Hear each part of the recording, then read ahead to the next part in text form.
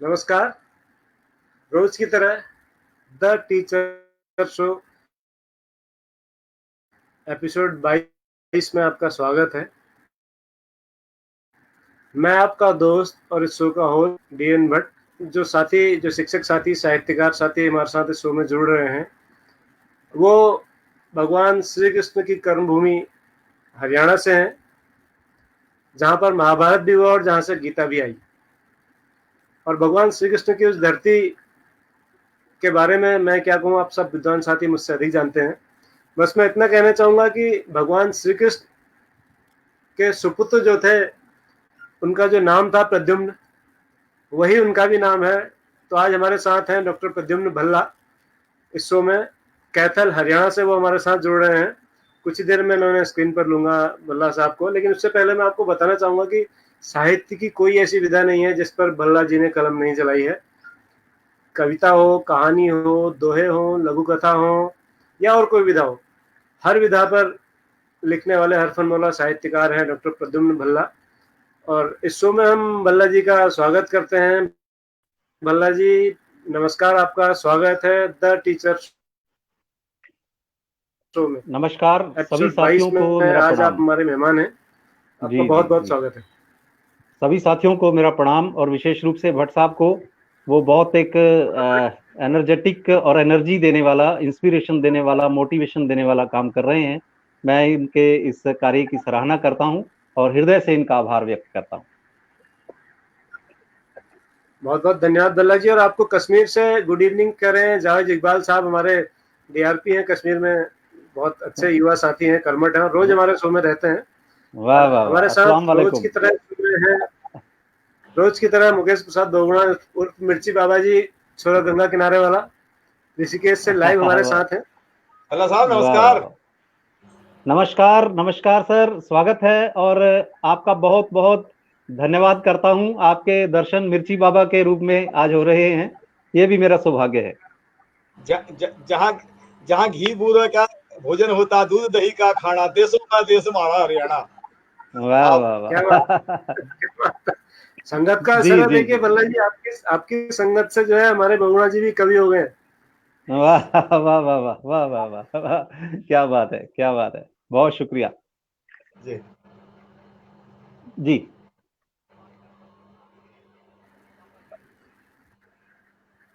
तो भल्ला जी हमारे साथ कुछ ही देर में हमारे साथ होंगे श्री गिरीश चंद्र जोशी जी, जो पूर्व जी जी निदेशक हैं जी, सीसीआरटी के और एजुकेशन और कल्चर एनसाइक्लोपीडिया हम उन्हें कह सकते हैं। आप जानते हैं क्या बहुत बात बेहतर। और है। उनके जी जी संवाद जी और जी, उनकी बातें बहुत ही रोचक और ज्ञानवर्धक होती है और हमारे सारे दर्शक रोज उसका इंतजार करते हैं। और मैं अपने वाह दर्शकों को वाह, और आपको संज्ञान में लाना चाहूंगा कि इस शो को पूरे देश भर के हजारों शिक्षक देख रहे हैं। और आज 22वां एपिसोड है वाह और वाह, दिन प्रतिदिन हमारे दर्शकों की संख्या में वृद्धि हो रही है। लगातार हमें नए नए प्रस्ताव, नए नए सुझाव मिल रहे हैं और हम कोशिश कर रहे हैं कि उन सुझावों को लागू करके शो को और बेहतर बनाएं वाह वाह वाह, और बहुत अच्छा बढ़िया जी, बनाएं। बहुत बढ़िया। तो इसी कड़ी में भल्ला जी और आज के कार्यक्रम को और आगे ले जाएं। आप चूंकि दोहे भी लिखते हैं, तो हमारे पास जब भी कोई दोहे के कवि होते हैं, हम कार्यक्रम के शुरू में दर्शकों को एक दोहा चैलेंज देते हैं। हम चाहते जी हैं कि जी हमारे जी, दर्शक भी जो है साहित्यकार बने और साहित्य की विधा में अपना हाथ आजमाएं। तो इससे पहले वाह कि हम आपसे और बातें करें, हम आज का दोहा चैलेंज ले लेते हैं। सर मोहन चौहान जी, जी सभी को नमस्कार करते हैं, हमारे नियमित दर्शक है, बहुत ही प्रबुद्ध शिक्षक है। तो आज वाह का वाह दोहा वाह। चैलेंज दे दें हमारे दर्शकों को कि एक लाइन दे दें तो दूसरी लाइन हमारे दर्शक अभी लिख करके आपको दिखाएंगे और वाह देखिएगा वाह कितने वाह, प्रतिभाशाली मेरे शिक्षक हैं। तो पहली पंक्ति मैं दे रहा हूं जी। जो माया में ढूंढते जीवन भर का चैन, जो माया में ढूंढते जीवन भर का चैन,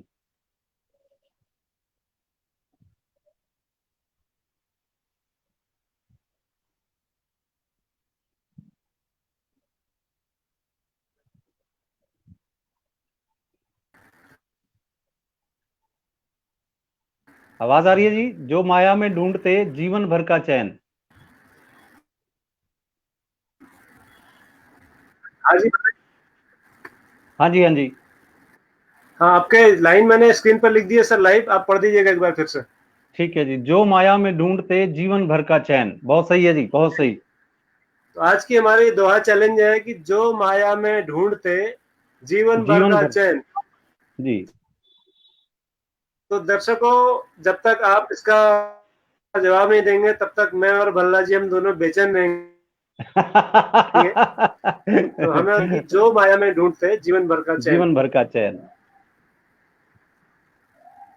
तो जी जी भल्ला जी, बहुत बहुत धन्यवाद सर आपका। आपने बहुत ही गजब की लाइन दी है और मुझे लगता है कि इस लाइन में बहुत सारे दोहे आज आपको मिलेंगे जिनकी उम्मीद भी आपको और हमें नहीं रही होगी। बहुत बढ़िया, बहुत बढ़िया। सर आप अपने बारे में को बताइएगा भल्ला जी की आपकी शिक्षा दीक्षा, मुझे जो जानकारी है कि आपकी नैनीताल में भी आपने पढ़ाई की है हमारे यहाँ, वो छात्र जीवन के अनुभव और कैसे आपका साहित्य की ओर झुकाव हुआ सर, थोड़ा वो बताइएगा। जी जी, मैं शुरू करता हूँ। ये जो मेरा सफर है 1967 से शुरू हुआ था। 67 का बर्थ है मेरा। और उसके बाद जो है ये जो नॉर्मल शिक्षा हमारी हुई यहाँ कैथल में ही, और उससे कैथल से पहले भी 10 साल के करीब जो है वो गांव में शिक्षा हुई। क्योंकि मेरे पिता और माता दोनों इसी व्यवसाय, इसी शिक्षण परिवार से हैं और दोनों ही शिक्षक हैं। इस वक्त सेवानिवृत्त शिक्षक हैं दोनों माता पिता। और मैं गांव के ही स्कूल में पढ़ता रहा लगभग 7th 8th तक मैं गांव के स्कूलों में पढ़ा। उसके बाद हम लोग फिर कैथल आ गए और यहाँ फिर 10वीं जो है वो मैंने कैथल से की। उसके बाद हायर सेकेंडरी और ग्रेजुएशन यहाँ हमारे RKSD कॉलेज है कैथल में, राधा कृष्ण सनातन धर्म कॉलेज। और फिर मैंने MA इंग्लिश की कुरुक्षेत्र यूनिवर्सिटी से। और उसके बाद जो है 1988 में मैंने MA इंग्लिश की थी पोस्ट ग्रेजुएशन। और उसके बाद जो है फिर हम लोग 1988 के बाद 1989 से लगभग जो है मैं इसमें आ गया था शिक्षा विभाग में। लेकिन हरियाणा सरकार के शिक्षा विभाग में मैं 95 में आया। उससे पहले थोड़ा प्राइवेट स्कूलों में और 1-2 कॉलेजों में भी मैंने काम किया। और इसी बीच में जो क्वालिफिकेशन अपनी उसको बढ़ाता गया। मैंने MA हिंदी की, फिर B.Ed की, M.Ed की, और फिर बाद में MA मास कम्युनिकेशन किया, MA एजुकेशन किया, और इसके साथ फिर डॉक्टरेट की और कुछ डिप्लोमे जो है हमारे इंग्लिश साहित्य में, अंग्रेजी साहित्य में, वो मैंने किए। और इसके साथ अब जो है मैं MA साइकोलॉजी, मनोविज्ञान, वो कर रहा हूँ। हालांकि अब 53 की एज है और 5 वर्ष जो है मुझे रिटायर होने में रह गए हैं। लेकिन मेरा मन है कि अभी एक MA साइकोलॉजी और कर ली जाए, उसका अंतिम वर्ष है ये, और क्लिनिकल साइकोलॉजी उसमें सब्जेक्ट है। तो बच्चों के साथ जुड़ा हुआ ये सारा सिलसिला है शिक्षा का। और व्यक्ति टीचर के रूप में खुद को अपडेट करने के लिए हमारा पढ़ना बहुत जरूरी है। और मैं मेरा सौभाग्य मानता हूँ, परमात्मा की ये बहुत बड़ी कृपा है कि मैं इस विभाग में हूँ, इस व्यवसाय शिक्षण से जुड़ा हुआ हूँ। और एक लाइन में अगर मैं इसको कहूँ तो I am a teacher by choice, not by chance. I am a teacher by choice, not by chance. मैं चॉइस से टीचर हूँ, चांस से नहीं।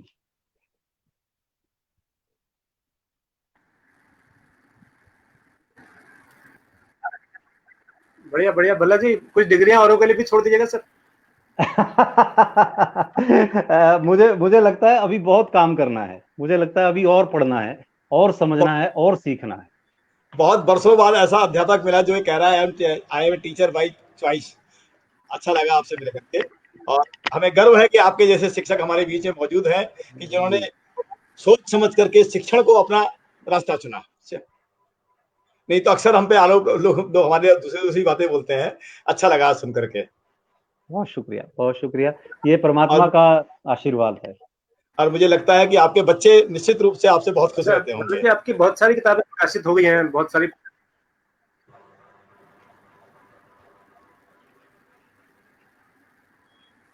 भट्ट साहब, आपकी आवाज साफ नहीं आ रही। हाँ, मैं ये कह रहा था कि हमारे साथ श्री गिरीश चंद्र जोशी जी जुड़ चुके हैं रोज की तरह दिल्ली से। हम जोशी सर का स्वागत करते हैं। अरे सादर चरण स्पर्श, आपके चरण स्पर्श करता हूँ। डॉक्टर साहब, आपके चरण स्पर्श करता हूँ। सब ठीक ठाक? बहुत बढ़िया, बहुत बढ़िया। मेरा सौभाग्य है। अरे वाह, मेरा सौभाग्य सर, हमारा सौभाग्य। नहीं, मेरा सौभाग्य है। मैं अक्सर कॉरिडोर से देखा करता था कि वो 15-20 किताबें आपके बैग में होती थी और वहीं से मुझे प्रेरणा मिलती थी कि व्यक्ति को पढ़ते रहना चाहिए। और हाँ, कुछ लोग ये पढ़ते भी रहना कहते थे कि जोशी जी की कमर जो है वो इसलिए झुक गई है, वो किताबों के बोझ से दबे रहते हैं। बिल्कुल। तो मुझे वहीं से प्रेरणा मिलती थी। और ये आपका बेचारा जो किताबों का मारा। नहीं, आपका लेक्चर सुनने के लिए हम लोग इंतजार करते थे। आप जब हमसे बात करते थे, और वो जो आपका स्टाइल है गोली मारने वाला, तो वो मैं भूला नहीं हूँ आज तक, वो गोली मारने वाला। हाँ जी जी जी, मेरा सौभाग्य है कि आपके इस रूप में आज मैं दर्शन कर रहा हूँ। अरे नहीं, आप अच्छे कवि हैं, बस ठीक, अच्छा है। आज जोशी सर आज कहीं व्यस्त है आप? हाँ, मैं आज थोड़ी व्यस्तता है। अच्छा। अब मैं ये नहीं कह सकता ना कि आप लेट है। Boss is late, he is busy. If you are late, you are late. Late yes. आप हमारे यहाँ फौज में कहते हैं, if you are late, you are lazy. If boss is late, he is busy. Absolutely, I do agree and I apologise sir. नहीं, आप तो बिजी थे सर ना।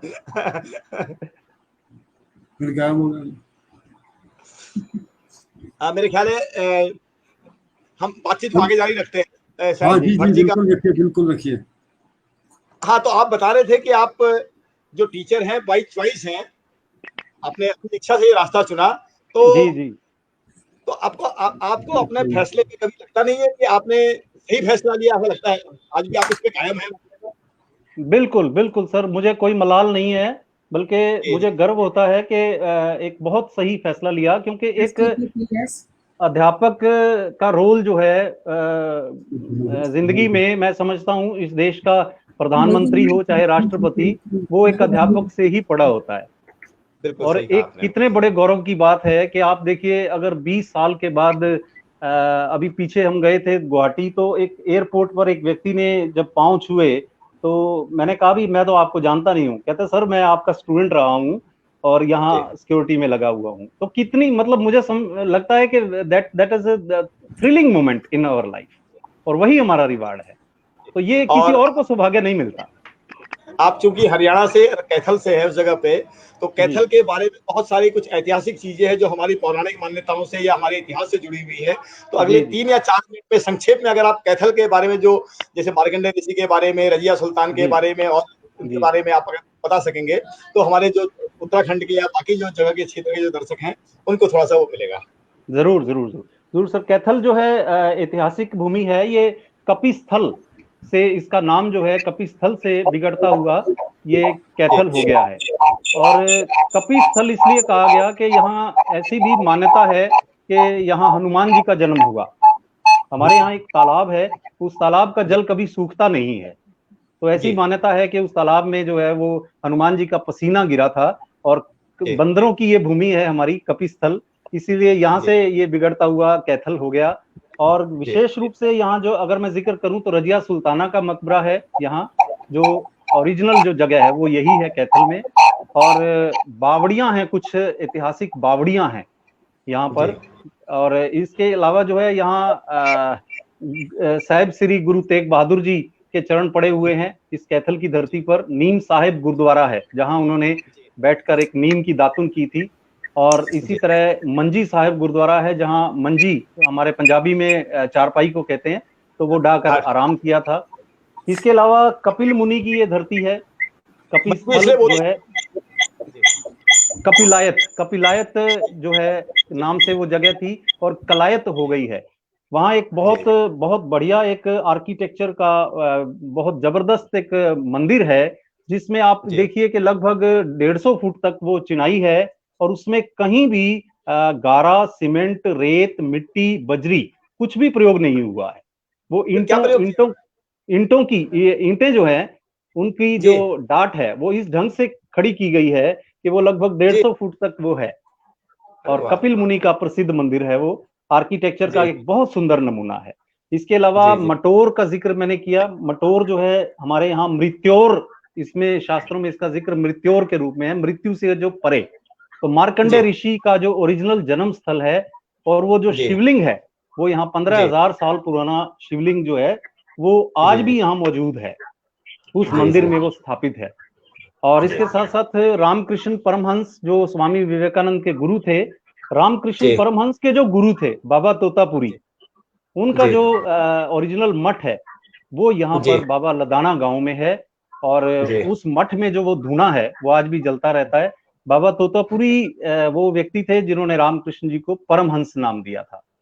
जी इसके अतिरिक्त हमारा ये ऐतिहासिक गांव है खेड़ी शेर खां, और ये क्योंकि मुसलमानों के जो आक्रमण होते रहे और ये रास्ता जो है सारा दिल्ली तक का यही रास्ता होता था पहले, जी पटियाला जी से यही रास्ता जो है वाया कैथल। तो यहाँ फाइयान और इसके अलावा ह्यूनसांग और जी थानेश्वर तो हमारे हर्षवर्धन की राजधानी रही है।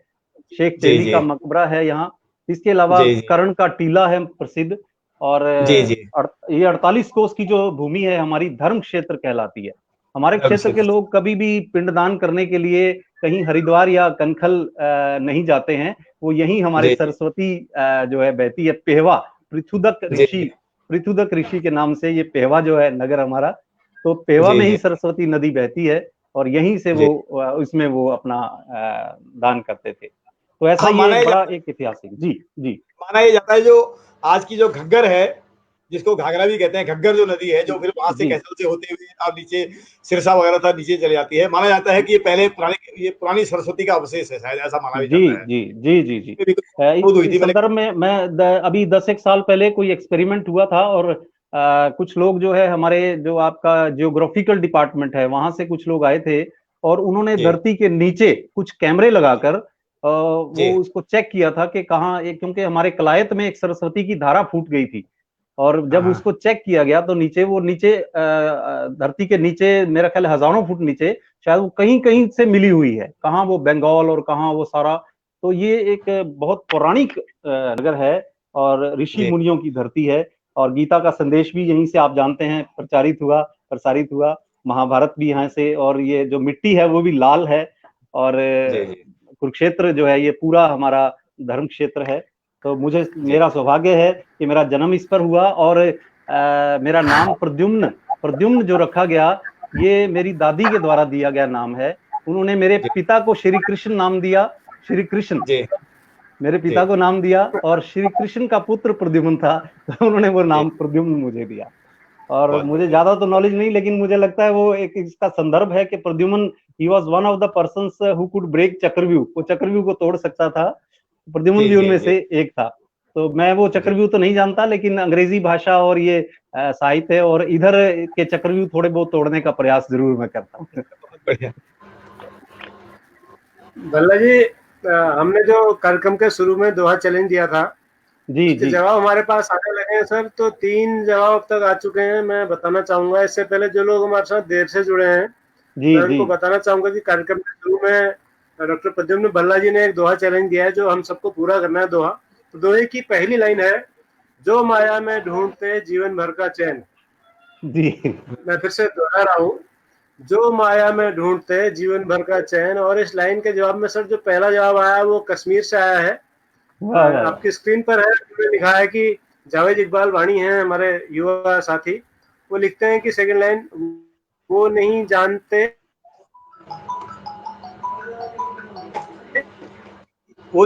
ये पल भर का वो चैन। नहीं जानते है ये पल भर का चैन, है ये पल भर का चैन, ये उन्होंने लिखा है। और जो दूसरा जवाब आया है वो केसी भट्ट है, हमारे एक और शिक्षक दर्शक हैं, जो कहते हैं जी कि जो माया में ढूंढते जीवन भर का चैन, पर चैन ढूंढते ढूंढते बंद हो गए नैन। बहुत बढ़िया बहुत बढ़िया। जी जी जी ये तीसरा प्रयास है, ये नेगी जी है हमारे, अरविंद नेगी जी। ये जी कहते हैं कि जो माया में ढूंढते जीवन भर का चैन, अंत समय जब आवत है डब डब करते नैन। बहुत बढ़िया बहुत बढ़िया। वाह वाह। तीनों को बधाई, लेकिन मैं दर्शकों को एक यहाँ पे चेतावनी देना चाहता हूँ, जो हमारे श्रोता हैं दर्शक हैं, कि भल्ला जी ने चुनौती जो दी है उसको सोच समझ के स्वीकारें, क्योंकि हरियाणा में मैं 6-7 साल रहा हूँ, तो हम कभी किसी हरियाणवी के साथ शर्त नहीं लगाते साहब। तो हम क्या करते थे, वो खड़ा खेलते थे ना, तो वो कहते लगा ले भाई शर्त। हमने कहा जो हार गए तो क्या भाई, हम हरियाणा के हैं, पहले तो हम हारेंगे नहीं, और हार गए तो मारेंगे नहीं। वाह वाह वाह वाह वाह वाह। दर्शकों को बता दूं कि बहुत सोच, और हरियाणा की एक खासियत ये है कि पूरे हिंदुस्तान में जहां जहां मैं घूमा हूं, हरियाणा के लोग सबसे ज्यादा हाजिर जवाब लोग हैं। और कई लोग मुझसे पूछते हैं कि मिर्ची बाबा कैसे बना, तो 6 साल जो मैं हरियाणा में रहा, ये मिर्ची मैंने वहीं से सीखी। वाह वाह हर वाह। बात हाजिर जवाबी और खुश मिजाजी हरियाणा के लोगों के रग स्वभाव में है, सहज स्वभाव में। बूढ़े जी हो, जी। बच्चे हो, जवान हो, किसी जाति के, किसी धर्म के हो, आप उनके पास जवाब तैयार मिलेगा आपको। वाह वाह वाह वाह, बहुत बढ़िया जी। बहुत सुंदर बात आपने कही, और मैं इसी संदर्भ में एक छोटी सी लतीफा भी जोड़ दूं कि एक जी बार जी जी अपने कोई दामाद जो है वो पहली बार ससुराल गया, तो जी हाजिर जवाबी की आपने बात की तो मैं उसी का जिक्र कर रहा हूँ। तो जी। उन्होंने पूछा कि बेटा, उनकी खूब सेवा की उन्होंने, और हाँ हाँ लास्ट में उनसे पूछा कि बेटा, खीर खाओगे या हलवा? हाँ हाँ। तो उस दामाद ने कहा कि आपके घर में एक ही कटोरी है क्या?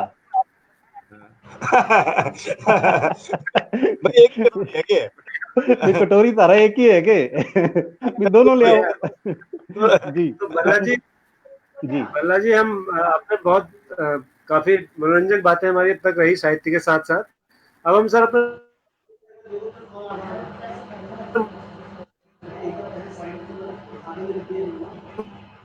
मूल विषय की ओर लौटते हैं। आपने इतनी सारी किताबें लिखने के बाद जी जी।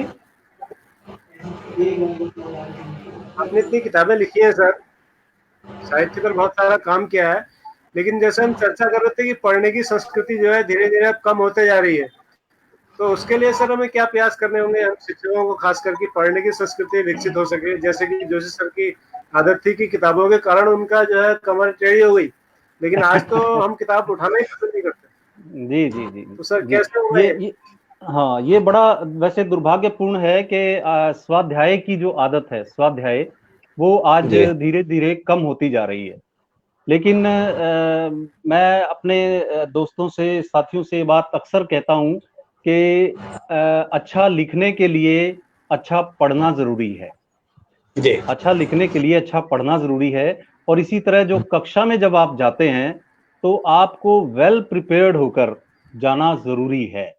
अपना विषय जो है उसको, उसके ऊपर पूरा आप अध्ययन करके, और क्योंकि शिक्षण जो है आजकल ये बहुआयामी है, इसमें जी it is a very challenging job.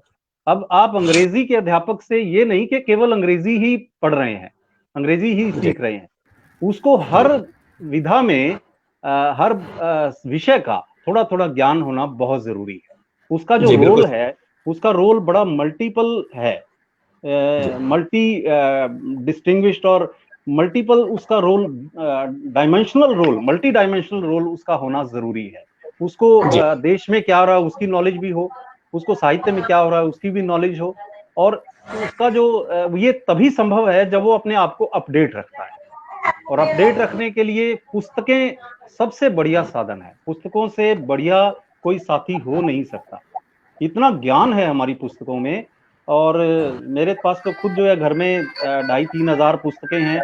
और मैं आज भी अगर कहीं जाता हूँ यात्रा पर, तो मैं वहां से 200, 300, 400 रुपए की किताबें जरूर खरीदता हूँ, और खरीद कर उनको यहाँ पढ़ता हूँ, और पढ़ने के बाद उनको कई बार बांट भी देता हूँ, भी आप भी पढ़िए, बड़ी अच्छी किताब है। अब ये प्रवृत्ति अब धीरे धीरे कम होती जा रही है, मुझे समझ नहीं आता। लेकिन जो पुरानी पीढ़ी के लोग हैं, पुरानी पीढ़ी के जो शिक्षक हैं, वो आज भी इसी विधा को, इसी मेथड को आज प्राथमिकता देते हैं कि पुस्तक के ही माध्यम से ज्ञान प्राप्त करना सर्वश्रेष्ठ। आप बेशक गूगल है, सब कुछ है, लेकिन वही बात है कि गूगल पर सब कुछ मिल सकता है, वो सारा जो ज्ञान है वो एक और तरह का ज्ञान है। जो पुस्तकें जी हैं वो आपकी जो मौलिक सोच है, मौलिक चिंतन, किसी सही कह रहे लेखक की मौलिक चिंतन को आपके सामने लाती है, उसके पूरे व्यक्तित्व को, उसके। अब आप मान लीजिए हमने शेक्सपियर को पढ़ा है, तो शेक्सपियर ओरिजिनली क्या थे? मुंशी प्रेमचंद जी को पढ़ रहे हैं तो मुंशी प्रेमचंद जी का पूरा जो एक चरित्र है वो हमारे सामने जीवंत हो उठता है, क्योंकि वो हैं अपने कहानियों में, उपन्यासों में मौजूद हैं। और किस तरह से वो समाज के प्रति एक पॉजिटिविटी का भाव रखते थे, ये पुस्तकों से ही हमें उपलब्ध होगा। बाकी तो सही गूगल पे तो ठीक है। तो इसलिए ये इस प्रवृत्ति को रोकना बहुत जरूरी है कि हमारे शिक्षकों में ये जो पुस्तकों के प्रति मोह कम होता जा रहा है, ये जरूर बढ़ना चाहिए। इस बात का मुझे दुख भी होता है कि हम जो है रेडीमेड मटेरियल चाहते हैं, रेडीमेड मटेरियल हमारे सामने हो जाए और जल्दी से वो काम हो जाए शॉर्टकट में। लेकिन सफलता का कभी कोई शॉर्टकट नहीं होता, सफलता का कभी शॉर्टकट नहीं होता। और एक्स्ट्रा ऑर्डिनरी होने के लिए ऑर्डिनरी होना बहुत जरूरी होता है। सही ये बात बात। हमारे साथ जोशी साहब बैठे हैं, एक्स्ट्रा ऑर्डिनरी होने के लिए ऑर्डिनरी होना बहुत जरूरी है। इनको आज हम इसीलिए याद करते हैं कि ही वॉज वेरी ऑर्डिनरी, लेकिन एक्स्ट्रा ऑर्डिनरी थे। और क्यों थे? क्योंकि ऑर्डिनरी थे। तो शायद एक बच्चे से भी वैसे ही बात कर रहे हैं, उसी के स्तर पर आकर बुजुर्ग से बुजुर्ग के स्तर पर, साहित्यकार से साहित्यकार के स्तर पर। आज अगर अब्राहम लिंकन को हम याद करते हैं, कलाम साहब को याद करते हैं, क्यों? क्योंकि विवेकानंद को, क्योंकि एक्स्ट्रा ऑर्डिनरी थे लेकिन ऑर्डिनरी थे। तो ये टीचर की एक बहुत अच्छी खूबी होनी चाहिए कि उसको ये नहीं है कि मैं पीजीटी हो गया हूं साहब, मैं प्रिंसिपल हो गया हूं और मैं तो डीओ हो गया हूं। Basically he is a teacher. और ये खुशी की बात है, सौभाग्य होता है कि एक टीचर इस संसार में ऐसा प्राणी है जो हमेशा कुछ ना कुछ देता है, लेता नहीं है। तो उसको देने के लिए लेने का जो उसका इक्विप्ड है, he must be equipped with every kind of knowledge. तो वो बहुत जरूरी है, उसके लिए किताबें। जी। और ये किताबों का जो कल्चर धीरे धीरे खत्म हो, संस्कृति खत्म होती जा रही है शहरों में। साथ पहले जहां मैं रहता था ऋषिकेश में, हिंदुस्तान, अच्छा ये कर दिया। हेलो, आपको मेरी आवाज आ रही है भोला साहब? हाँ जी, जी आ रही है सर। पहले हिंदुस्तान के हर शहर में लगभग एक बढ़िया पुस्तकालय हुआ करता था। जी। जहाँ मैं छोटा था, मैं देखता था खाली अध्यापक नहीं, समाज के बाकी के लोग भी, लोग भी, कई लोग वहां पे जाते थे, शाम को सुबह शाम पढ़ने जाते थे। अभी मैं देखता हूँ कि जो अच्छे अच्छे शहरों की बढ़िया लाइब्रेरी थी वो बंद हो चुकी है। यहाँ ऋषिकेश की लाइब्रेरी बंद हो गई है। द्वाराहाट में हमारे पास में एक बहुत बढ़िया अंग्रेजों के जमाने की लाइब्रेरी हुआ करती थी। ऐसे और भी शहर थे हमारे जहाँ लाइब्रेरी, वो लाइब्रेरी धीरे धीरे खत्म हो चुकी है। जी, ये बात आप ठीक कह रहे हैं। लेकिन अभी भी कुछ लोगों ने, कुछ ऐसे जीवट वाले लोगों ने इन प्रयासों को जिंदा रखा हुआ है।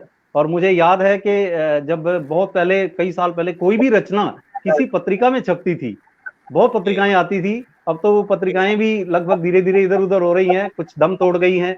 लेकिन जब वो रचना पत्रिका में छपती थी, मैं आपसे बिल्कुल ईमानदारी से कह रहा हूं कि जैसे माँ अपने नवजात शिशु को, न्यूली बॉर्न चाइल्ड, इन्फेंट, जैसे नए पैदा हुए बच्चे को प्यार करती है, तो वैसा ही प्यार एक लेखक अपनी रचना से करता है। वो रचना जब छपती थी पत्रिका में, तो मुझे याद है, मैं पता नहीं कितना खुश होता था, कितना आई वॉज ओवरजॉयड कि आज उत्तरा में मेरी पत्रिका रचना छपी है, सरिता में छपी है, दैनिक ट्रिब्यून में छपी है।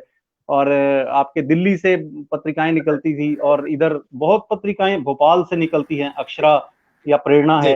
तो बहुत सारी पत्रिकाओं में छपते थे, और उनका आनंद ही कुछ और होता था, अपनी रचना को छपे हुए देखना। और फिर पाठकों की फैन मेल आती थी। आज तो वो सब है ही नहीं ना। आज तो हम व्हाट्सएप पर बधाई देना भी शायद उसमें भी सुस्ती कर जाते हैं। पहले तो लोगों की चिट्ठियां आती थी, चिट्ठियां सही कह रहे हैं आप कि डॉक्टर साहब आपकी रचना वहां छपी। इस कहानी में आपने बड़ा अच्छा जिक्र किया है। एक मेरे पास बंगाल से पत्र आया कि साहब आपको मेरे घर की कहानी किसने बताई। इसका मतलब देखिए कहां तक वो कहानी पहुंची। कहते आपको मेरे घर की कहानी किसने बताई। तो मैंने कहा ये आपके घर की नहीं, घर घर की कहानी है। और लेखक की यही सफलता है, यूनिवर्सलिटी, कि उनकी रचनाएं जो है वो कहीं ना कहीं हर घर के साथ जुड़ी हुई हैं, आत्मसात हो जाता है उसको। तो ये दौर जो है बड़ा सुहाना दौर था। अब भी वो दौर है, ऐसी बात नहीं। बहुत पत्रिकाएं अभी आती हैं, बहुत जीवट वाले लोग हैं जो अभी भी इसको जिंदा रखे हुए हैं, मशाल को जलाए हुए। मुझे याद आ गया आपकी बात से। मैं जब कक्षा 11 में आपकी बात को आगे बढ़ाना चाह रहा था। आपका एक आपकी कविता है जो हमें सूचना मिली कि उत्तराखंड के गाँव तक पहुंची, और वो बेटियों को लेकर के, उनकी शिक्षा को लेकर के है। थोड़ा वो कविता सर हमारे दर्शकों को सुना दीजिए, और ये बता दीजिए कि उसके पीछे की कहानी क्या है, कविता के पीछे की कहानी सर। जी, मैं ये आपके यहाँ कोई देहरादून के अंदर कोई राज्य महिला आयोग था। जी राज्य महिला आयोग है, और उनकी उनकी जो अध्यक्षा थी, उनका मुझे बहुत साल पहले उत्तरा में मेरी एक रचना प्रकाशित हुई थी बेटियों को लेकर, तो वो उस के संदर्भ में उनका पत्र मुझे आया पहले कि आपकी ये जो रचना है जी इसमें छपी है, और हम चाहते हैं कि इस बेटियों को समर्पित इस रचना के हम 5000 पोस्टर बनवाकर उत्तराखंड में बांटें, तो आप हमें इजाजत दें, आप हमें इजाजत दें इस बात की लिखित में कि हम ऐसा कर सकते हैं। तो मैंने कहा जी आप कर लीजिए। कह लेंगे नहीं, लिखित में इजाजत दें। और फिर जो है उन्होंने उसके 5000 पोस्टर बनवाए, तो वो बड़ा अच्छा, मतलब वो रचना लगी उनको, वो बेटियों के प्रति थी, और मैं उसी रचना को आपसे साझा करता हूं। ये स्वागत स्वागत जी, ये रचना है सुनो पापा आप मेरी आवाज सुन रहे हैं ना। ये बच्ची माँ के गर्भ से बोल रही है, ये बच्ची माँ के गर्भ से बोल रही है। तो सुनो पापा आप मेरी आवाज सुन रहे हैं ना, सुनो पापा मैं आपकी लाडली लक्ष्मी, दुर्गा या सावित्री, बचेंद्री, कल्पना या टेरेसा बोल रही हूं। सच कहती हूं पापा मैं खूब पढ़ूंगी, सच कहती हूं मैं खूब पढ़ूंगी पापा, डॉक्टर, इंजीनियर, पायलट जो आप कहेंगे बनकर दिखा दूंगी। आपके सपने सपने ना रहने दूंगी, उन्हें हकीकत बना दूंगी। घर का काम भी करूंगी, आपको तंग भी नहीं करूंगी। जो आप खाने को देंगे खा लूंगी, कभी जिद नहीं करूंगी। मगर मुझे एक बार इस धरती पर आने दो पापा, मगर मुझे एक बार इस धरती पर आने दो पापा। आपका सर मैं ऊंचा उठा दूंगी पापा। सच कहती हूँ पापा आप मेरी आवाज सुन रहे हैं ना, सुनो पापा आप मेरी आवाज सुन रहे हैं ना। ये वो रचना थी साहब। बहुत बढ़िया, बहुत बढ़िया, बहुत ही भावपूर्ण कविता आपने लिखी। और खास तौर से हरियाणा, राजस्थान एक ऐसे क्षेत्र हैं जहाँ पे जो लिंग रेशियो है बहुत ज्यादा नोटोरियस, मैं इसको नोटोरियस कह सकता हूँ, बहुत नोटोरियस रहा है जी किसी जी जमाने जी में। जी जी लेकिन पिछले 8-10 साल में मैं देख रहा हूँ कि ये इसमें बहुत सुधार आ रहा है, अभी लोगों में बहुत जागरूकता आ गई है। तो आपकी कविता ने भी निश्चित रूप से इसमें बहुत बढ़िया प्रेरणा का रूप में काम किया होगा। नहीं, मुझे खुशी है इस बात की कि उन्होंने इसके कई हजार पोस्टर बांटे, और मुझे जी जी उनका बहन जी का बड़ा, मतलब मुझे नाम नहीं ध्यान आ रहा, लेकिन उन्होंने ये कहा कि हम आपको केवल 5000 रुपए मानदेय के रूप में दे पाएंगे। तो मैंने कहा कि जी जी मेरा आग्रह है कि आप 5000 रुपए अपनी संस्था को दे दीजिए, और जी जी ये कविता वहां तक पहुंच जाए, ये काम कर बस पाए अपना, तो यही जी हमारा फर्ज है जी। जी। अच्छा, मूलतः वैसे आप किस विषय के अध्यापक हैं? मैं सब अंग्रेजी शेयर करता हूँ, अंग्रेजी पढ़ाता नहीं हूँ, अंग्रेजी बहुत विषय जो है वो बहुत बढ़िया। साझा। ये हमारे सब लोगों को सुननी चाहिए ये बात, ये अंग्रेजी पढ़ाना और अंग्रेजी शेयर करने में क्या अंतर होता है। जी अगर जी ये बात हम समझ सकें तो, क्योंकि आजकल क्या हो गया, एक नया ट्रेंड चला हुआ है कि अंग्रेजी सिखाओ, अंग्रेजी दिन दहाड़े अंग्रेजी सीखो भाई, है ना। बोर्ड लगे हुए हैं कि दिन दहाड़े अंग्रेजी सीखो, है ना। तो नहीं, मैं नहीं समझता कि किसी भी भाषा के साथ जब तक अंग्रेजी आपका शेयर, इश्क नहीं भाषा है। को जी, समझना, भाषा को जानना। तो ये हम भाषा साझी करते हैं, मैं भाषा जी सिखाता नहीं बहुत। हूँ साहब, भाषा हम जी जी साझी करते हैं, क्योंकि सिखाने की मेरी औकात नहीं है, मैं खुद भी सीखा नहीं हूँ, मैं खुद भी जी सीखा जी नहीं हूँ। 40 साल के जी बाद जी भी I am a student, I am a student. तो वो सही। अंग्रेजी भाषा साझी करते हैं हम लोग। और जब तक आपका पैशन नहीं है, लव जी for language, love for language, जब तक आपका पैशन नहीं है उसके प्रति, तो आप उसको सीख भी नहीं पाते हैं। तो अंग्रेजी भाषा में साझी करता हूं साहब, और हिंदी का विद्यार्थी हूँ। ये कई जी बार जी अक्सर कहा भी जाता है कि आप हिंदी में लिखते हैं और अंग्रेजी पढ़ाते हैं। तो मैं अक्सर जी उनको ये बात कहता हूँ कि अंग्रेजी मेरी पेट की भाषा है, जी जी और हिंदी हिंदी मेरी आत्मा की भाषा है। सही कहा आपने ना। मैं सोचता हिंदी में ही हूँ भाई, जी है जी ना। जी मैं अंग्रेजी बोल लेता हूँ लेकिन सोचता तो मैं हिंदी में हूँ। जी जी जी जी। जी जी तो मैं अंग्रेजी विषय से क्या जुड़ा बात है, हुआ हूँ। बढ़िया बल्ला जी, बहुत बढ़िया। जी। लल्ला जी ने बहुत बढ़िया बात कही कि मैं भाषा को शेयर बल्ला करता जी हूँ, मैं आपके अंग्रेजी को। हाँ आपके एक मित्र हैं मध्य प्रदेश में, पुष्पेंद्र सिंह राठौर साहब, आपको नमस्कार जी, बोल रहे हो, याद कर रहे हैं। अरे वाह वाह वाह, राठौर साहब नमस्कार। ये राहत इंदौरी साहब के शहर से हैं। अच्छा जी जी, वाह। और अक्सर इनसे राहत इंदौरी है एक तरह से राठौर साहब। जी जी जी, और इनसे अक्सर और हमारी चर्चा होती रहती थी वर्कशॉप्स के दौरान। सीसीआरटी ने एक बहुत अच्छा मंच दिया हमें, सीसीआरटी ने भी एक बहुत अच्छा मंच दिया, जिसके माध्यम से हम लोग बहुत सारे ऐसे साथियों के, अब ये भट्ट साहब जो बैठे हैं, हम सीसीआरटी की देन है।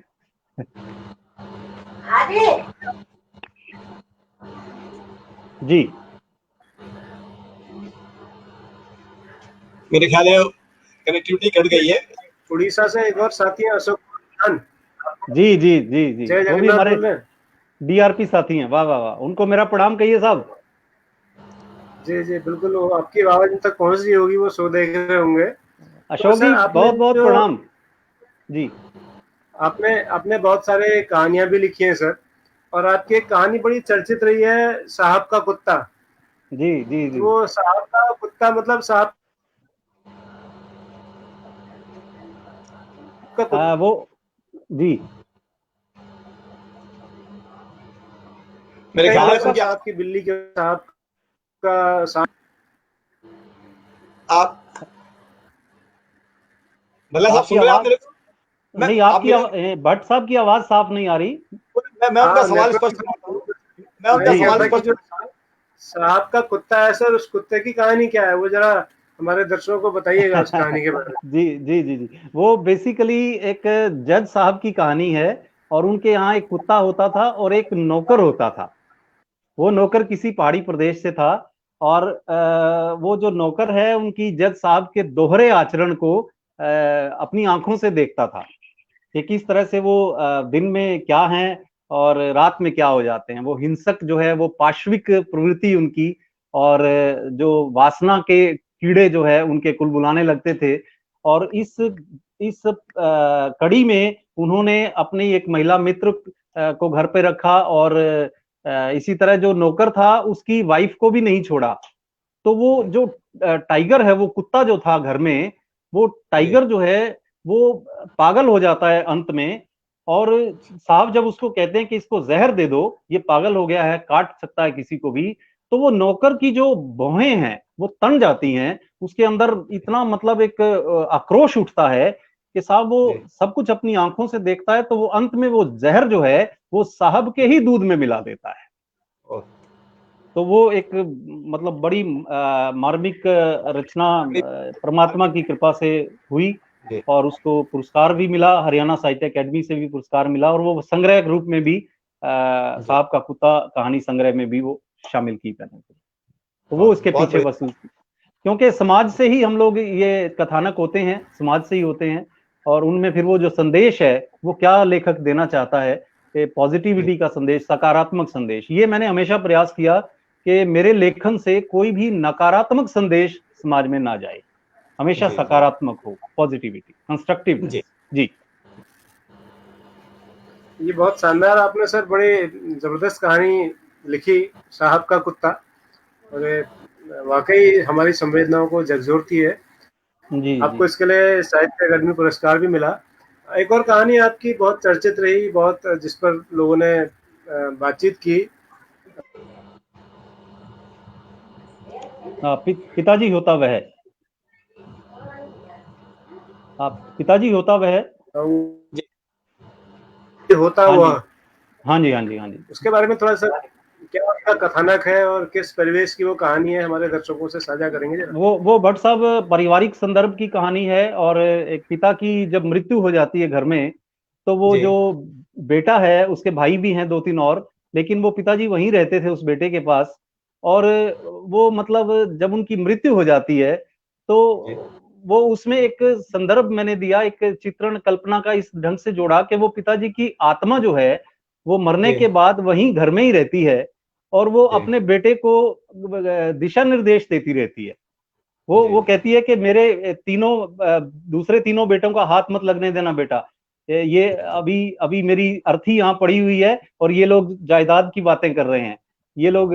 तो इस तरह का संदर्भ उसमें दिया, और वो पिता के साथ जो भावनात्मक संबंध है उस बच्चे का, उस भाई का, उसको मैंने दर्शाया। और रात में जब सब काम निपट जाता है साहब, तो वो जब वो रात को आईना देखता है, तो आईने में उसको नजर आता है कि सामने जो है वो पिताजी का अक्स है, खड़ा तो वो स्वयं है लेकिन सामने पिताजी का अक्स है, और उसकी पत्नी उसको कहती है कि आप तो पिताजी हो गए हैं।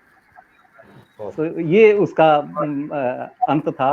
तो वो बड़ी संवेदनात्मक कहानी है, मतलब वो पिता के साथ गांव का चित्रण है उसमें, कि कैसे छोटे से घर में उसको गुजारा कैसे किया और उस बेटे को पढ़ाया लिखाया। बाकी भाई जो है पढ़ लिख कर शहर में अच्छी जगह पे जा बसे, लेकिन मृत्यु के समय उनकी नजरें फिर गांव की 1 बीघा जमीन पर हैं कि भाई उसको बांट कर हम लोग आपस में बांट लें, मैं ये लूंगी मैं वो लूंगी, और माँ की वो जेवर थे और ये था वो था, लेकिन वो बेटा सिर्फ और सिर्फ पिताजी से अटैच है। तो इसीलिए पिताजी होता वह, ये इस कहानी का शीर्षक था।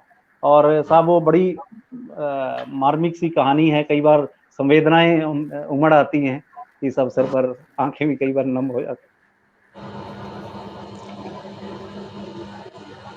जी भला जी, ये आपने कहानियां और कविता लिखी नहीं है, आपने कहानी और कविता पहले है जो मैं समझता हूँ कर दिया सर के आपने साबित किया कहानी सर, जब तक आप रचना को जीते नहीं है जी, आप रचना से न्याय नहीं कर सकते।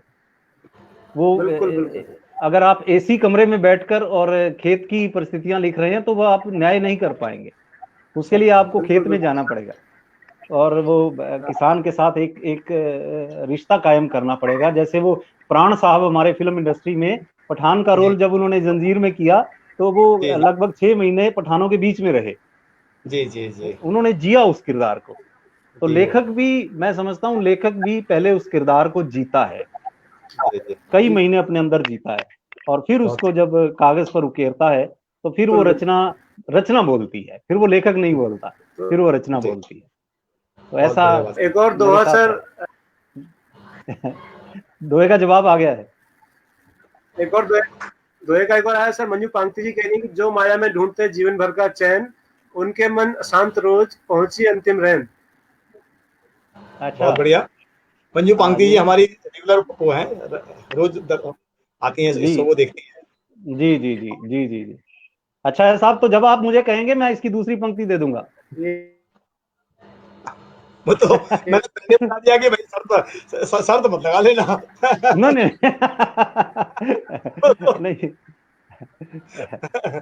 नहीं, वो इससे ये लगेगा कि दूसरी पंक्ति वास्तव में सार्थक है या नहीं, इसके लिए मैं दूंगा। वैसे तो सभी सुझाव जो है वो सर आंखों पर हैं। जी भट्ट साहब, आपकी पंक्ति की प्रतीक्षा रहेगी सर। सर आप इतनी संवेदनशील कहानियां रचते हैं, इतनी भावनात्मक कविताएं लिखते हैं, एक लेखक के तौर पर हमारे जो दर्शक इस कार्यक्रम को देख रहे हैं, मैं चाहूंगा आप उन्हें बताएं कि वो क्या मनस्थिति होती है जो किसी रचना लिखने के लिए बेचैन कर देती है, प्रेरित करती है, वो थोड़ा सा बताएं सर। बहुत अच्छी बात कही आपने भट्ट साहब, और मैं समझता हूँ इसका जवाब एक शायर का एक बड़ा सुंदर शेर है। पहले मैं उसमें देना चाहूंगा। वो शायर लिखता है कि लफ्जों का दरिया न जाने कहां से आता है, लफ्जों का दरिया न जाने कहां से आता है, मैं लिखता नहीं हूं ये मुझसे लिखवाता है। बहुत बढ़िया। पहली बात तो ये है कि अगर हम दावा कर रहे हैं कि मैं लिख रहा हूं, ये बिल्कुल गलत है, निरर्थक है, खोखला दावा है। मैं बतौर लेखक इस बात को कह रहा हूं। ये लिखवाने वाली जो शक्ति है, ये तीसरी शक्ति है, जिसको आप मां सरस्वती कहें, परमात्मा कहें, अपने इष्ट का नाम दें, जहां जहां आपकी आस्था जुड़ी हुई है। ये ठीक है कि लेखक शब्दों के माध्यम से उसको एक्सप्रेस करता है, और ये जो एक्सप्रेशन है, ये उसकी शैली जो है वो अलग अलग हो सकती है।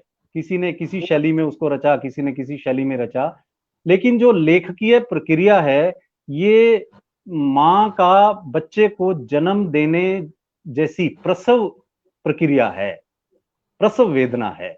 It is not an easy job, it is not an easy job. मतलब ये कहा ना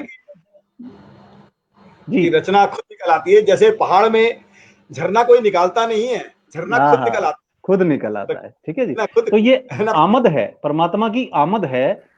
शर्त केवल ये है कि हम उससे न्याय कर पाए, हम उससे न्याय कर पाए, और कहीं बीच में अपनी सोच को ना डालें। जैसे वो आमद हो रही है, शब्द उतर रहे हैं, तो आप उनको संभाल लें, आप उनको संभाल लें। और फिर वो ये ध्यान जरूर लेखक को रखना होता है कि उसका आचरण जो है वो दोहरा ना हो। मैं जैसा अपनी किताबों में, कहानियों में, रचनाओं में, लघु कथाओं में, उपन्यासों में हूं, वैसा मुझे समाज में भी रहना है, वैसा मुझे समाज में भी रहना है, क्योंकि मैं लेखक होने से पूर्व एक इंसान हूं। लेखक होने से पूर्व एक इंसान होना जरूरी है। ये हमारे निरंकारी बाबा जी। इंसान हूं तभी तो लेखक बना, जो इंसान नहीं है वो लेखक बन नहीं सकते साहब। नहीं, आजकल लेखक बनना बहुत आसान है। आजकल हमारे कई साथी ऐसे हैं जो बोरियों के भाव से रचनाएं लिखते हैं साहब। और लेकिन और अकादमी अवार्ड हैं और सारा ये चयन प्रक्रिया और सारा जो है, भट्ट साहब आपको बड़े विस्तार से बताएंगे इन सब के पीछे की कहानियां क्या हैं। लेकिन मैं समझता हूं कि अगर आप वही बात के slow and steady wins the race, अगर आप अपना काम ईमानदारी से कर रहे हैं तो उसमें बरस लग सकते हैं, लेकिन आपके काम की रिकॉग्निशन होगी। आप देखेंगे कब श्री कृष्ण ने गीता का उपदेश दिया था, 5000 साल पहले, और आज भी वो प्रासंगिक है पूरे वर्ल्ड में। मुझे लगता है महात्मा बुद्ध कब हमारे धरती पर अवतरित हुए थे, आज पूरे वर्ल्ड के अंदर महात्मा बुद्ध के इतने फॉलोवर्स हैं। वो कारण क्या है? फिलॉसफी है उनकी। विवेकानंद जी हैं, उनकी फिलॉसफी है, तो वो उनको परिचय की जरूरत नहीं है। तो इसलिए मैं कह रहा हूं कि रचना को जिएंगे पहले और फिर लिखेंगे, तो वो एक इंसान होना उसका जरूरी है। वो जो इंसानी गुण होंगे उसके अंदर, वो उसको अच्छा लेखक बना सकते हैं। बाबा जी, हमारे निरंकारी बाबा ये बात अक्सर कहते थे कि कुछ भी बनो मुबारक है, पर पहले इंसान बनो। जी भट्ट साहब। बिल्कुल बिल्कुल। भल्ला जी, आपने सारी विधाओं पर कलम चलाई है सर। तो कविता हो, लघु कथा हो, या कहानी हो, या और दूसरे तरह का साहित्य हो, तो आपके दिल के सबसे करीब कौन सी विधा है इनमें से? वैसे तो लेखक स्वयं किसी विधा का चयन नहीं करता, वो रचना जो है वो चयन करती है कि वो किस विधा के लिए बनी है, उसमें कौन से तत्व हैं, लघु कथा के तत्व हैं, कहानी के तत्व हैं। तो वो लेखक को नजर आ जाए कि भाई ये कहानी का तत्व है, अब एक छोटी सी घटना है और उसको कहानी के रूप में विस्तार दिया जाए, तो ये अपनी बात जो है वो अच्छे ढंग से समाज के सामने परोस पाएगा, रख पाएगा।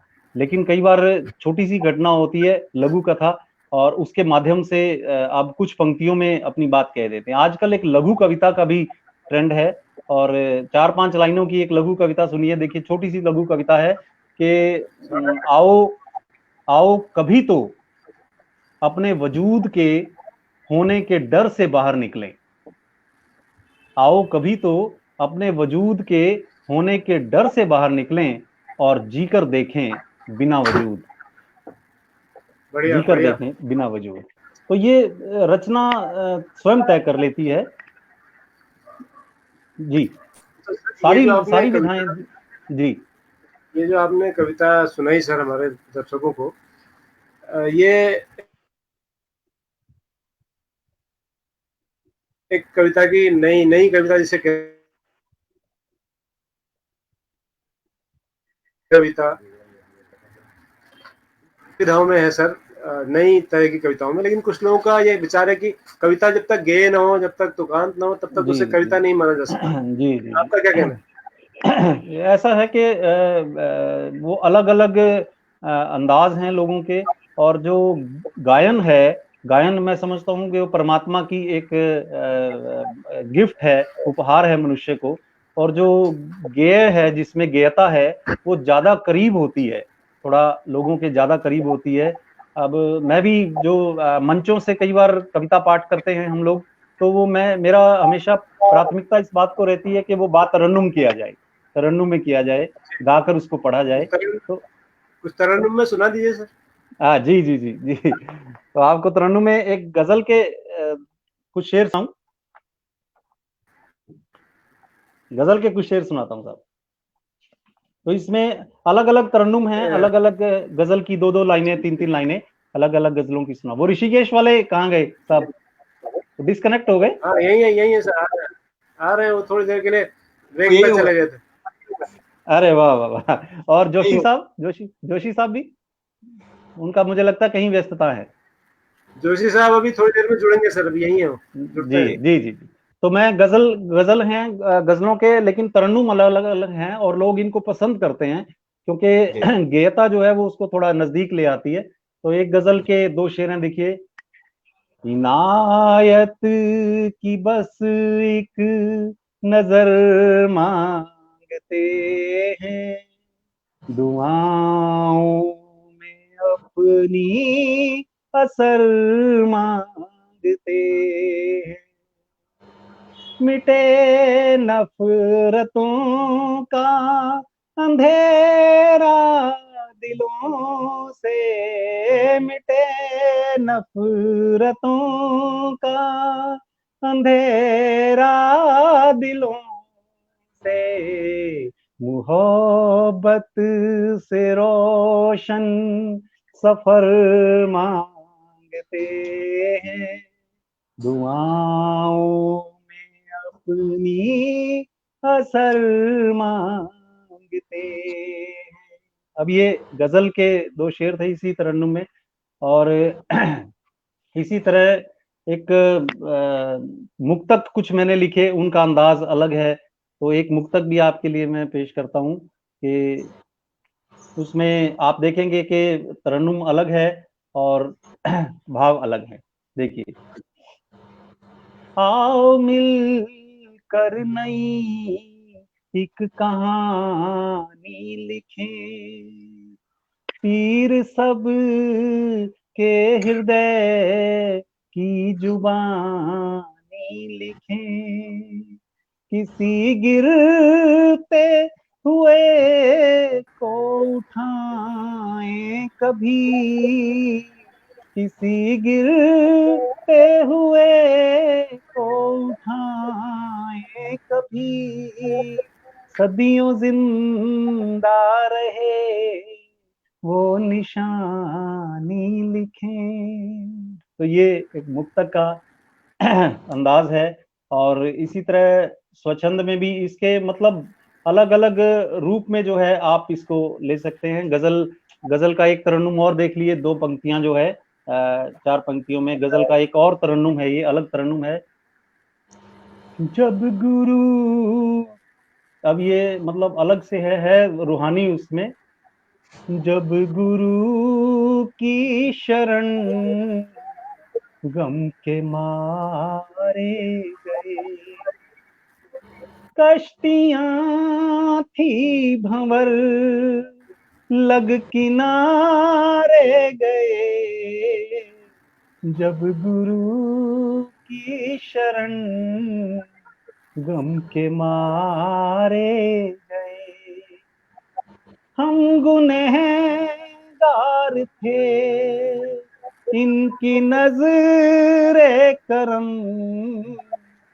हम गुनहगार थे इनकी नजरे करम, पार उतरे नहीं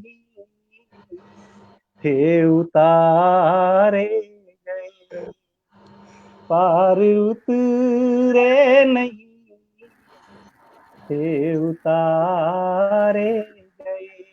तो ये एक अलग अंदाज है, तो बल्ला अलग साहब, तरन्नुम। जी बल्ला जी। साहब, शेर गजल का एक अदब भी है कि दाद देनी पड़ती है अंत में। हरियाणवी में मैं दाद दूंगा भाई।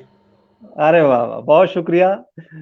आपकी दाद से जो है मेरी एनर्जी, ऊर्जा और बढ़ जाएगी। बहुत शुक्रिया। थोड़े बाद आ गया आज तो। बहुत शुक्रिया, बहुत शुक्रिया। लठ काट दिया, हरियाणवी में कहते हैं हमारे, लठ काट दिया। ठिकाड़ दिया आज तो। जी जी जी भट्ट साहब। बहुत बढ़िया सर, बहुत बढ़िया। इस बीच एक और दोहा हमारे पास आया है, आपका दोहे का जो विकल्प है। जी जी नवीन चंद जो, मैं पढ़ देता हूँ। जो माया में ढूंढते जीवन भर का भ्रमित रहता मन सदा, दिन हो या आचार्य है, लेकिन स्क्रीन पर भी जो मन हो चाहे रहे। जी जी जी, अच्छा है साहब, ये भी अच्छा है, जी। ये भी अच्छा है, तो लेकिन बहुत वो अच्छा जब ये पंक्ति आएगी आप सभी इससे सहमत होंगे। जी, बिल्कुल।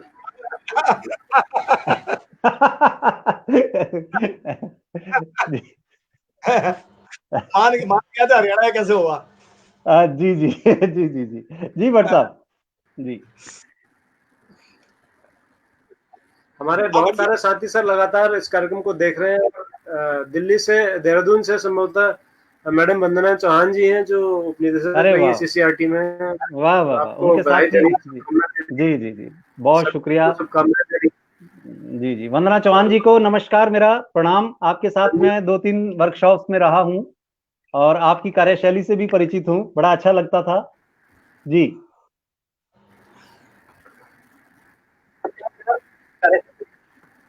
जी भट्ट साहब। जावेद साहब ने आपके लिए 2 लाइनें भेजी है सर। एक खुली किताब जैसा लगे तेरा चेहरा गुलाब जैसा लगे। वाह वाह वाह वाह वाह वाह वाह वाह वाह, बहुत खूबसूरत, ये बहुत खूबसूरत। तो भल्ला साहब, जी। एक छोटा सा सवाल है। सर, अरे तो आपने अपनी जो, वैसे तो सर कौन सी रचना जो सबसे ज्यादा प्रिय है खुद की लिखी हुई?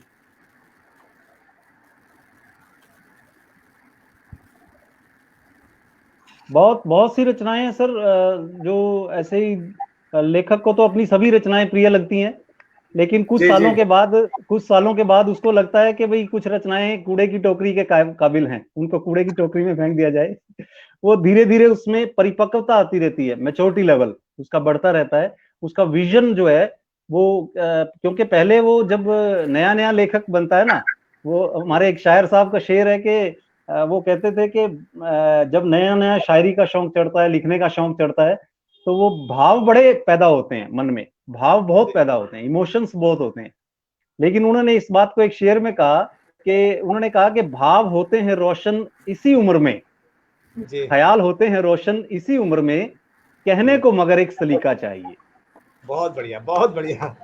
तो वो सलीका आने में साहब बिल्कुल बहुत सही बात। बरस लग जाते हैं, तो इसलिए वो रचनाएं धीरे धीरे ऐसा लगता है कि कुछ नहीं है, मतलब वो, तो इसलिए वो रचनाएं उस समय पे आदमी को लगता है कि भाई वो लिखी गई थी 20 साल पहले, और लगता है भाई क्या लिखा, ये कुछ भी नहीं था। लेकिन धीरे धीरे उसका विस्तार जो होता है ना, दायरा उसका बढ़ता है। पहले व्यक्ति सोचता है कि खिड़कियों से जितना दिखता है आसमान उतना ही है, लेकिन बाहर निकल कर वो देखता है कि आसमान तो बहुत बड़ा है। तो वो बिल्कुल बिल्कुल। उसका धीरे धीरे जो है उसका विस्तार होता है। सारी रचनाएं लगभग अच्छी लगती हैं साहब। जो लघु कथा विधा है, इसमें आप कम शब्दों में अपनी बात कह पाते हैं, लघु कथा विधा में। तो भल्ला और साहब आपके आपसे एक जी सवाल भी है और एक फरमाइश भी है, जी जी मतलब एक मांग भी रख रहा हूं मैं। तो सवाल ये है कि भाई आप कविता भी लिखते हैं, आप कहानी लिखते हैं, आप लघु कविता भी लिखते हैं, आप अंग्रेजी में लिखते हैं, हिंदी में लिखते हैं, इतनी सारी आपने डिग्रियां ले ली हैं। वो घड़ी कौन सी है आपके पास भाई साहब? मेरी घड़ी में 24 घंटे, आपकी घड़ी में 48 घंटे वाली घड़ी कहाँ से लाई, ये बता दो। ऐसा है कि इसी 24 घंटे को ही हमें टाइम मैनेजमेंट करना पड़ता है। यानी आप जी देखिए कि 4:30 बजे मैं उठ जाता हूँ, और एक जी घंटा जो है वो साइकिलिंग करते हैं, और जी उसके बाद फिर दिनचर्या शुरू होती है। बस वो जी थोड़ा ये रहता है कि जो समय है उसका सदुपयोग कर लिया जाए। जी हमारे यहाँ भारतीय परंपरा में ये बहुत है कि 2-4 घंटे सो लिया जाए, एसी चल रहा है तो बढ़िया नींद आ रही है, और ये काम तो कल भी हो जाएगा। तो कल पे टालने वाला जो है वो वो कहते थे ना कि काल करे सो आज कर, आज करे सो अब, तो पल में प्रलय जी होएगी बहुरी करेगा कब। लेकिन हमने इसको बदल लिया, हमने कहा आज करे सो काल कर, काल करे सो परसों, जी। और अभी जल्दी क्या है बेटा, अभी पड़े हैं बरसों। बड़े तो परसों, सही कहा। लेकिन इसका पता नहीं है, जिंदगानी का भरोसा नहीं है, एक पल का जी भी, एक सांस जो जा रही है ये लौटेगी कि नहीं इसका भी पता नहीं है। तो ये भाव हमेशा मन में रहता है कि आप जितना मैक्सिमम दे पाए, जितना मैक्सिमम कर पाए अपने जी जी सांसों की पूंजी चलने तक, वो ज्यादा से जी ज्यादा किए जाएं। मुझे लगता है जी अभी अभी कुछ भी काम नहीं हुआ है, अभी कुछ भी जी नहीं हुआ है, मैं श्रेष्ठ रचना नहीं लिख पाया, मैं जी वो ऐसी रचना नहीं लिख पाया जो जिसको सुन के व्यक्ति के मुंह से वाह निकले। ये वाह निकलती है, लेकिन एक रचना ऐसी हो कि जो मतलब अपने आप को आपको सेटिस्फेक्शन हो, और मैं सेटिस्फाइड हो गया तो फिर नहीं हो पाएगा, फिर वो 24 घंटे तो ऐसे ही निकल जाते हैं, सब समय कम पड़ जाता है। बहुत सही बात कही आपने। जो हमारे श्रोता वगैरह है, जो खासतौर से हमारा शिक्षक समुदाय है, भगवान ने एक मामले में बड़ा इंसाफ किया सबके साथ। किसी को उसने मोटा बनाया, किसी को पतला बनाया, बड़े भेदभाव कर रखे हैं। भगवान ने भी बहुत भेदभाव किया साहब, लेकिन समय उसने सबको बराबर दिया है। चाहे वो 24 घंटे ट्रंप के पास में भी है, 24 घंटे मेरे पास में भी है, 24 घंटे किसी और के पास में भी है। आपने 24 घंटों को कैसे 48 घंटे में बदल लिया, ये मैं सुनना चाहता था और सीखना चाहता था। जी जी जी। तो मैं कल से सोना बंद कर दूं मतलब? नहीं नहीं नहीं, सर नहीं, ये जो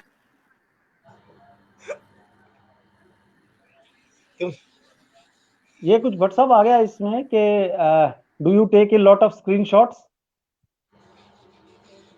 वो आप छोड़ दीजिए, वो हो सकता।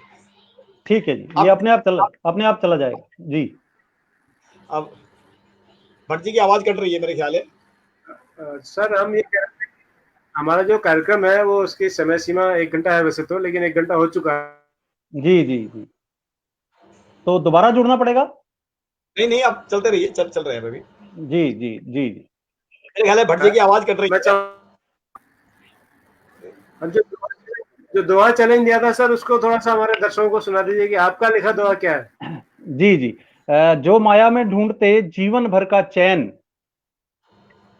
और अगली पंक्ति है साहब के कस्तूरी के मिरग ज्यों सदा रहे बेचैन। बहुत बढ़िया। कस्तूरी के मिरग ज्यों सदा रहे बेचैन। बहुत बढ़िया। तो ये साहब इसकी दूसरी पंक्ति थी, और मुझे लगता है आप सबकी आशाओं पर खरी उतरेगी। ये भी बड़े सौभाग्य की बात होती है, सबकी आशाओं पर खरे उतर पाना। आज भट्ट जी का नेटवर्क कल भी थोड़ा सा दिक्कत दे रहा था। जी जी। तो ये जो अलग अलग विधाएं होती हैं, तो निश्चित रूप से आपको आपकी जो कक्षा का माहौल है थोड़ा सा बेहतर रहता होगा बाकी उससे। जी जी जी, ये बिल्कुल एक सही जी। और विषय को समझाने में, बच्चों के साथ में संवाद करने में आपको ज्यादा सरलता महसूस होती होगी। जी जी जी, बिल्कुल। देखिए, मेरी ऐसी सोच है व्यक्तिगत रूप से कि हर व्यक्ति के अंदर, हर बच्चे के अंदर कवि छुपा है, गीतकार छुपा हुआ है, लेखक छुपा हुआ है, और आगे बढ़ने की जो ललक है वो छुपी हुई है। तो इसलिए मेरा भाव हमेशा यही रहता है कि आप इन बच्चों के अंदर एक पढ़ाई के प्रति क्यूरियोसिटी पैदा कर दें, उनके प्रति जिज्ञासा पैदा कर दें पढ़ाई के प्रति। क्योंकि मेरी सोच है कि शिक्षा वो है जो व्यक्ति को मुक्त करती है, बांधती नहीं है। उनको आप निर्धारित पाठ्यक्रम में बांधेंगे तो वो वहीं तक सोच पाएंगे। तो अगर आप उसको खुला छोड़ देंगे, यानी शिक्षा का उद्देश्य यही है कि आप उसको मुक्त करती है वो आपको। आपने एक विलियम वर्ड्सवर्थ की पोएम पढ़ाई है तो बच्चा उस दिशा में सोचे, हो सकता है वो वर्ड्सवर्थ से भी बढ़िया कविता लिख दे। बिल्कुल सही कहा आपने। लेकिन आपने उसको वो माहौल दे दिया, आपने उसको उसके अंदर जिज्ञासा पैदा कर दी, तो वो वर्ड्सवर्थ की कविता तो अपने आप पढ़ लेगा, पेपर की तैयारी वो अपने आप कर लेगा। किताबें लॉन्च जी, किताबें लॉन्च पैड की तरह होनी चाहिए जहां से वो उड़ान भर सके। जी जी, एग्जैक्टली पिंजरा बना देते हैं तो पिंजरे के अंदर बंद कर देते हैं। जी जी जी जी जी जी, मैं यही बात कहना चाह रहा हूँ कि किताबों का तो निर्धारित पाठ्यक्रम है, उसमें 10 चैप्टर हैं, 20 चैप्टर हैं, 30 चैप्टर हैं, लेकिन आपको उसकी सोच को और आगे लेके जाना है। स्वाध्याय से ही आएगी, स्वाध्याय से आएगी सर। जी जी जी जी, बिल्कुल जोशी सर, बिल्कुल ठीक कह रहे हैं आप कि वो स्वाध्याय की आदत जब तक हर शिक्षक में नहीं होगी तो वो ये अपने बच्चों के साथ जो वो उनके लेवल पर आकर, उसके स्तर पर आकर, होता क्या है कि मैं सोचता हूँ ऐसा है कि मैंने ना बहुत कोशिश की कि ये किसी तरह ये परंपरा चल पड़े। जी, और यदि आप कहते हैं कि स्कूल में शिक्षा मिलती है तो स्कूल का एक सेंटर जो है ना, centre of knowledge, that is library. जी जी, राइट। और लाइब्रेरी मैंने देखा, बहुत खेद के साथ कह रहा हूँ कि लाइब्रेरियों की हालत पूछे मत, लाइब्रेरी की हालत खराब ही नहीं बदतर है, जी बंद जी हो चुकी है लाइब्रेरियां। पहले ही हमारे टाइम होता था कि जो स्कूल का ग्रेड 4 एम्प्लॉय है वो उसको लाइब्रेरी का इंचार्ज बना देते थे, जी जी राइट। जी मैंने जी कोशिश की 2 साल 3 साल देश के पूरे लाइब्रेरियंस को अपने सेंटर में बुलाया। उन्हें एक बार तो भटजी भी आए थे, और कोशिश हमने अमेरिकन लाइब्रेरी के साथ ये टाई अप किया। वो अमेरिकन लाइब्रेरी वो सरप्राइज कि हम तो सोच जी रहे हैं कि इंडिया में ज्यादा मूवमेंट चलाएं। जोशी जी आपने तो ऑलरेडी कर दिया। 50-60 जितने लाइब्रेरियंस आए, जितने टीचर्स आए, सबको अमेरिकन लाइब्रेरी का मेंबर बनाया। मेंबर बनाने से ये हुआ कि उनको फ्री मेंबरशिप मिली 2 साल तक। 22,000 जनरल, 4,00,000 किताबों की एक्सेस। लेकिन वो मुझे पता नहीं किसी ने यूज किया नहीं किया। लेकिन जी। पूछे मत, पूछे मत। नहीं, आप बिल्कुल ठीक कह रहे हैं सर। पहले और लाइब्रेरी हमारे मूवमेंट यहाँ की कोशिश की, लाइब्रेरी मूवमेंट का, और उसमें ये हुआ कि मेरे को मिनिस्ट्री ऑफ कल्चर से भी ये सपोर्ट था, बिकॉज मिनिस्ट्री ऑफ कल्चर के अंदर एक पूरा ऑर्गेनाइजेशन है लाइब्रेरी मूवमेंट को बढ़ाने के लिए। लाइब्रेरी जी जी में नाम भूल गया उसका, उसके जो जी joint secretary, he was very happy that at least what we are doing, we are started with the school librarians, college librarians. यदि भटजी को जी याद होगा, मुझे पता नहीं उनको याद है नहीं है। लाइब्रेरियंस को बुलाते थे, पंजाब से आए। सबसे सशक्त परंपरा मेरे को लगा लाइब्रेरीज की जो है, वो है पुदुचेरी में, वो है तमिलनाडु में, वो है जी जी कर्नाटक में। एग्जैक्टली जोशी जी, तमिलनाडु में every jail has a library. बिल्कुल अच्छा ठीक ठीक कह रहे हैं आप, जोशी बिल्कुल। जोशी सर, आप मेरे जी को सुन रहे हैं? हाँ, सुन आपको पा ये रहे जान हैं। आपको ये जान के खुशी होगी कि हमारे उत्तराखंड में बहुत सारे शिक्षक लोग पुस्तकालय की संस्कृति को आगे बढ़ा रहे हैं। वाह वाह। और इनमें से कुछ स्कूल ऐसे भी हैं कि जहाँ पे बच्चे किताब ले जाते हैं और अगले 2-3 दिन उस किताब को पढ़ के प्रार्थना सभा में बोलते भी हैं, किताब जो मैंने पढ़ी, उस किताब का सारांश वगैरह पूरा उसको डिटेल में बताते भी हैं। ऐसे बहुत सारे स्कूल हैं मेरे जिन्होंने को इस तरह लगता की। है, मेरे को लगता है ये जो न्यू एजुकेशन पॉलिसी भी पार्लियामेंट में है, निशंक साहब के उसमें जी मार्गदर्शन में, ये जी प्रधानमंत्री की अप्रूवल मिलती है, तो कई सारी चीजें आप देखेंगे जिनको हम पिछले 20-21 दिन में हमने इसमें उठाया, इस शो में जी उठाया है, वो आप जी पाएंगे कि वो साकार रूप लेने जा रही है। जी वो कला का रूप हो, लाइब्रेरी का रूप हो। मैं बड़ा आशान्वित हूँ, क्योंकि जी होप जी हमेशा रखना चाहिए। जी जी जी जी जी मैंने सीआईटी के जो इंचार्ज थे दिल्ली में, उनका एक बार एक्सीडेंट हुआ जी और उनको हमने एम्स के ट्रॉमा सेंटर में एडमिट किया।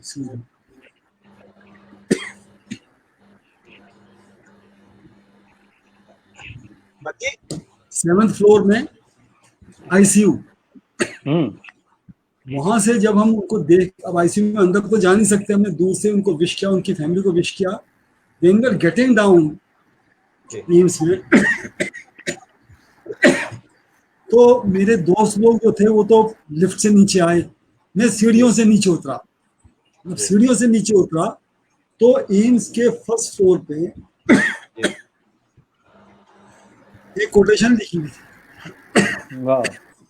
मैं थोड़ा सा माफी चाहता हूँ आपसे। तो आप देख लीजिए।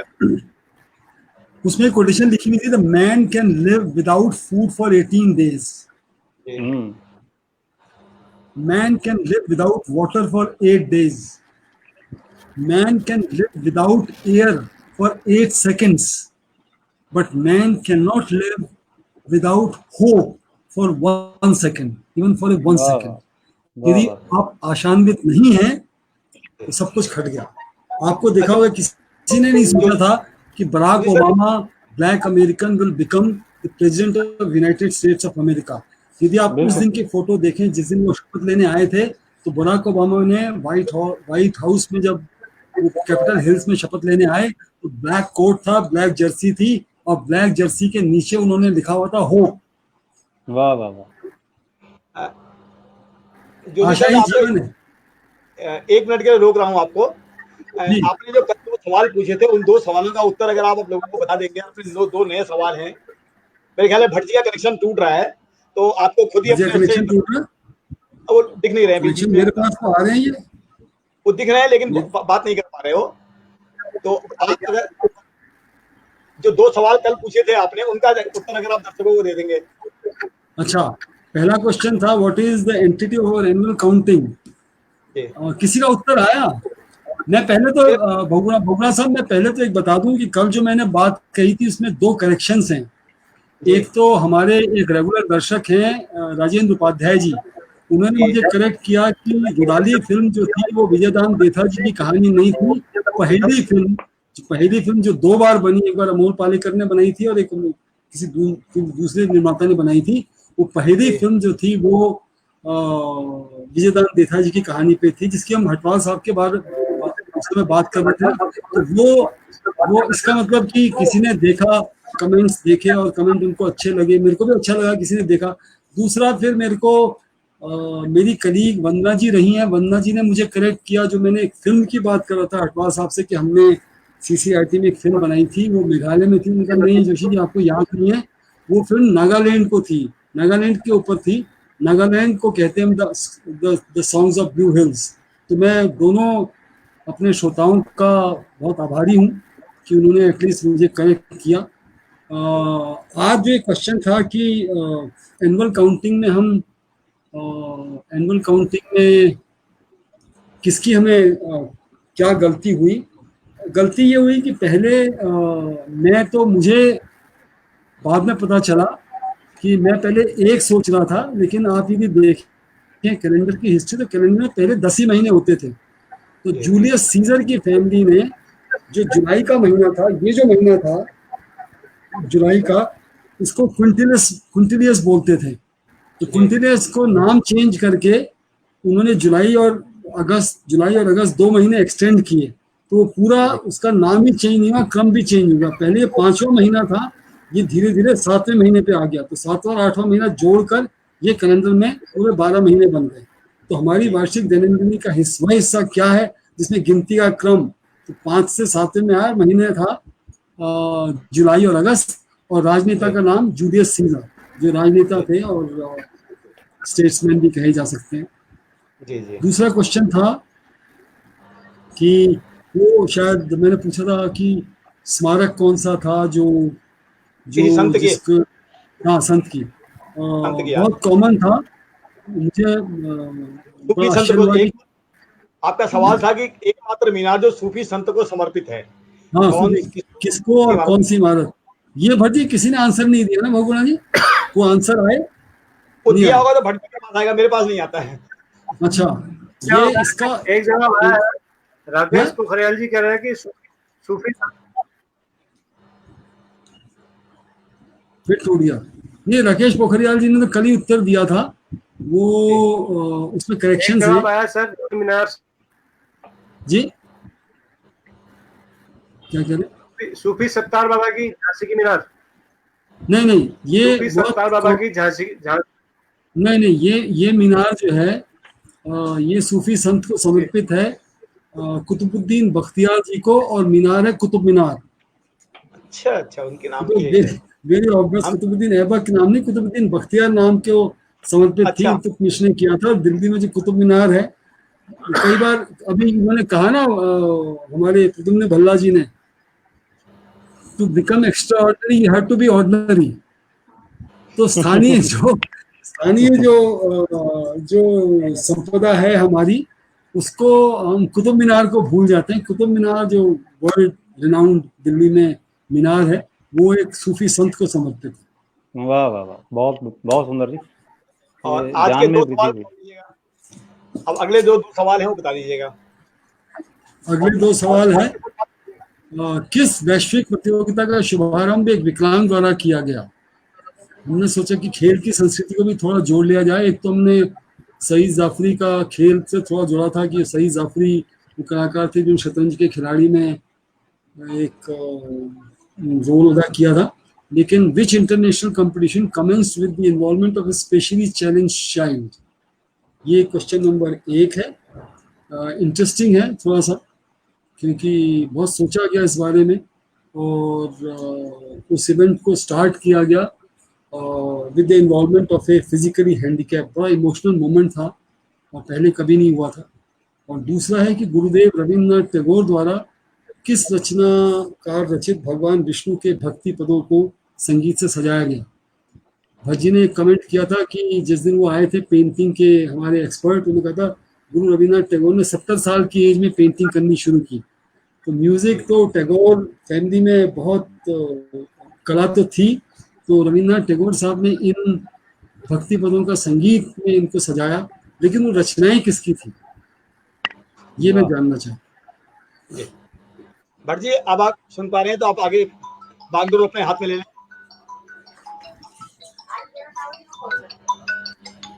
मुझे बहुत अच्छा लगा यार आपको देख के, आपकी बातें सुन के, बहुत शुक्रिया। विचार सुन के और प्रगति मुझे कर रहे लगता हो है तो जी बहुत बहुत धन्यवाद आपका, आप हमारे साथ जुड़े, कल्ला जी का आभार है बहुत बहुत। हरियाणा से आप कैथल से हमारे साथ रहे, हमें 1 घंटे का आपने समय दिया सर, हम बहुत बहुत धन्यवाद ज्ञापित करते हैं सारे अपने दर्शकों की ओर से, सारे ये श्रोताओं की मेरा ओर से। मेरा बलगुणा सौभाग्य है साहब भट्ट साहब, ये मेरा सौभाग्य है कि मैं श्री गिरीश चंद्र जोशी जी के साथ आज इतना समय गुजार पाया, क्योंकि सीसीआरटी में तो जाते थे और चले आते थे, नमस्ते करके धन्यवाद जो चले हमारे आते को होस्ट हैं जी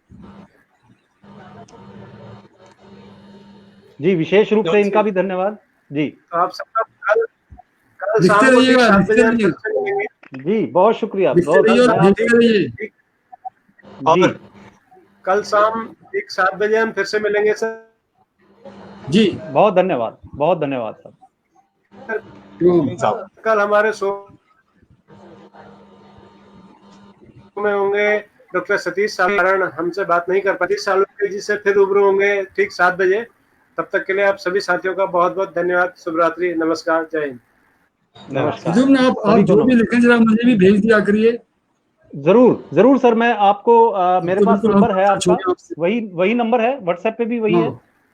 वही नंबर है, मैं आपको एक बार मेरे को मिस कॉल दे दीजिएगा, मैं आपको अपना ईमेल आईडी भेज